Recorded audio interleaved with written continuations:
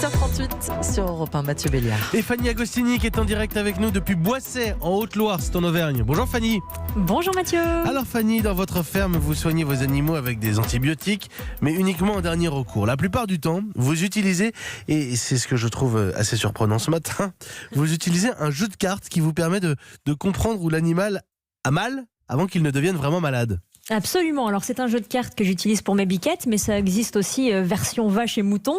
C'est une méthode en fait qui a été créée par un vétérinaire alsacien qui s'appelle Bruno Giboudot, et il en avait marre en fait d'avoir recours aux antibiotiques. Il s'est dit, si l'animal souffre, forcément il ne peut pas me dire j'ai mal, mais il doit forcément me montrer des signes. Et ce sont ces signes que ce vétérinaire, durant des années, a répertoriés au fil de ses visites dans les fermes, et il les a déclinés en 60 cartes qui nous permettent, en tant qu'éleveur ou propriétaire, de décoder une pathologie avant que celle-ci s'installe vraiment et rende l'animal HS. D'accord Fanny. En plus, ça existe pour les enfants en bas âge qui ne savent pas parler. On leur montre le corps, t'as mal où, il est où le bobo, sur la tête, les genoux, machin. Ok, mais comment il fait, pardonnez-moi, l'animal pour parler à l'éleveur et lui dire où il a mal? Je vais vous donner un exemple concret.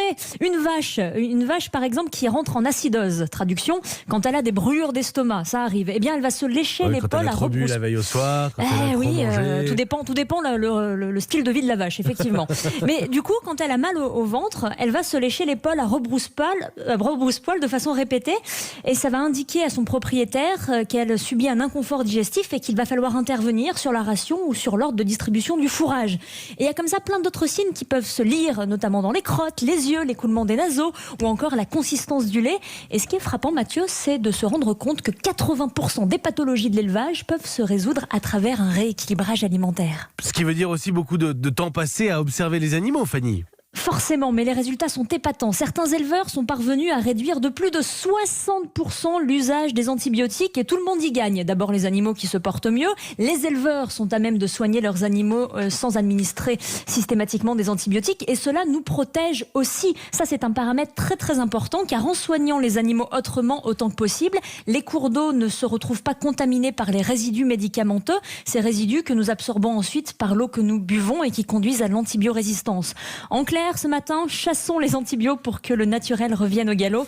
C'est ce que l'on peut souhaiter pour l'avenir de l'agriculture. Je note effectivement la pollution aux antibiotiques. Et puis pour les agriculteurs, les exploitants, les éleveurs, on va aussi rappeler que c'est un budget. Ça coûte toujours très cher, tous ces produits qu'on utilise. Là, pour le coup, c'est une belle solution. Tapez le carton avec vos vaches, cochons et moutons. Merci beaucoup, Fanny Agostini. C'est notre rendez-vous à la fin.